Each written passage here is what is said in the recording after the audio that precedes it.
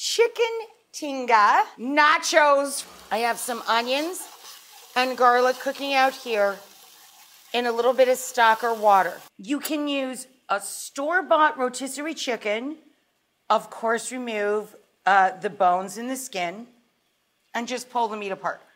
This is a poached chicken. So we took a chicken and just threw it in a pot. Threw it in a pot with carrots, celery, onion, bay leaf, and some garlic if you like. We want to keep it at a very low boil. And we want a 3-pound chicken to go 1 hour. The most important part, as I say over and over and over again, is to let the chicken cool completely, period. Let the chicken cool completely in its own natural juices and the cooking liquid from the process of poaching it. Once it cools completely, then we take it out, we remove the skin, the bones, yada, yada. So pulled chicken, we need about 4 cups. They're starting to turn a little bit golden, okay? We're going to add to that chipotle paste, about 2 tablespoons, about a half a palmful of cumin, okay?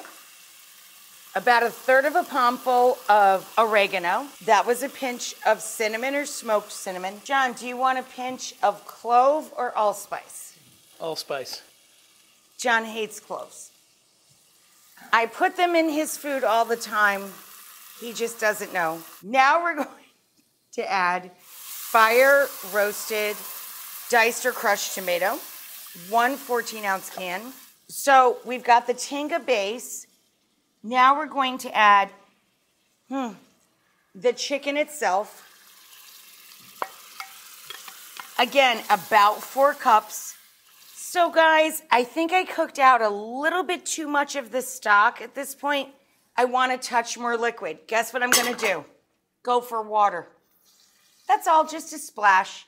I just want this to cook out a bit to heat that chicken through and make sure it's not dry when it goes on top of the nachos. I took an entire bag of thick tortilla chips.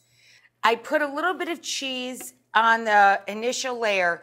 When the nachos come out of the oven, we're gonna top them with a super bright, super fresh salsa. I put the juice of 2 limes on a tiny white onion, a jalapeno pepper, and a couple of cloves of chopped garlic with salt and that lime juice. You let that pool up for 10 to 30 minutes, as long as you can.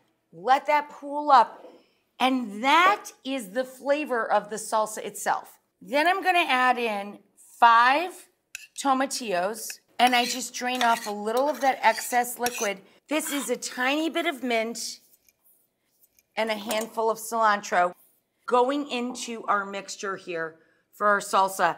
Now it's gonna get really, really weird and a little bit creamy. We're gonna add in some chopped avocado. I'm not joking. Look at this crazy thing. Now we're gonna go even crazier. We're gonna top our nachos with our tinga, which sounds super fun. Top your nachos with your tinga. And then we're gonna top that with the remaining cheese. Now for my cheese blend, I like Monterey Jack, pepper jack, and yellow cheddar. You need a total of about 2.5 cups. Okay, now we're gonna take the rest of our cheese blend, put that up on top. Whoa, look at that. How cute is that? We're gonna add this bright, fresh, ridiculous topping. Okay, there we go. Gorgeous. And I like to serve this kind of fun food right from the tray. So we're just gonna bring it on over.